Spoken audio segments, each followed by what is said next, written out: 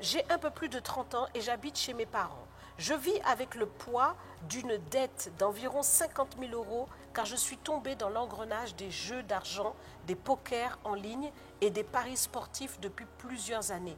Il m'est arrivé de miser jusqu'à 10 000 euros dans ces jeux. C'est incontrôlable au plus fort que moi. Aujourd'hui, je vis dans la honte car je dois beaucoup d'argent à beaucoup de personnes. J'ai pensé à en finir avec cette souffrance par le suicide. J'ai failli attenter à ma vie à plusieurs reprises. Comment faire pour m'en sortir? L'exemple que tu donnes nous montre ici de parler des souffrances dont je disais tout à l'heure qu'il faut éviter. C'est-à-dire que quand la souffrance est le résultat de nos bêtises, de nos mauvais choix, ce n'est pas à cela que Dieu nous appelle. Quand le Seigneur nous dit de ne pas suivre les œuvres de la chair, c'est pour nous éviter des souffrances qui ne sont pas le choix de Dieu pour nous, qui n'ont rien d'héroïque. Donc là, tu t'es retrouvé dans ça et nous comprenons l'importance de l'enseignement qui est là pour nous conduire dans les voies de Dieu et nous éviter de tomber dans les pièges du diable. Donc le diable tend son filet, qui est le fait de nous faire croire qu'on pourrait réussir sa vie comme ça à coup de poker et pour pouvoir détruire la vie de beaucoup de personnes. Effectivement, comme nous voyons, de dette en dette, eh bien, beaucoup de gens se retrouvent même à se suicider, ce qui est vraiment une catastrophe totale.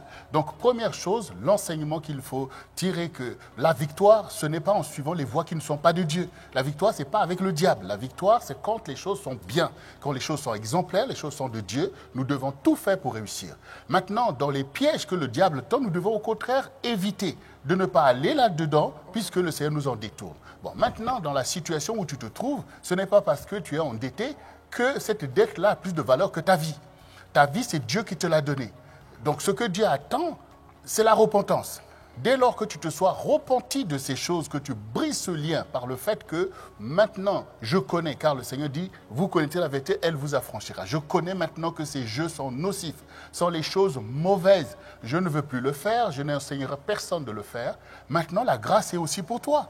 La prière te sert aussi pour demander au Seigneur de t'aider. C'est-à-dire que Dieu, il dit, invoque-moi au jour de la détresse, je te délivrerai et tu me glorifieras. C'est-à-dire que tu as besoin de faire alliance avec Dieu pour le relèvement de ta vie.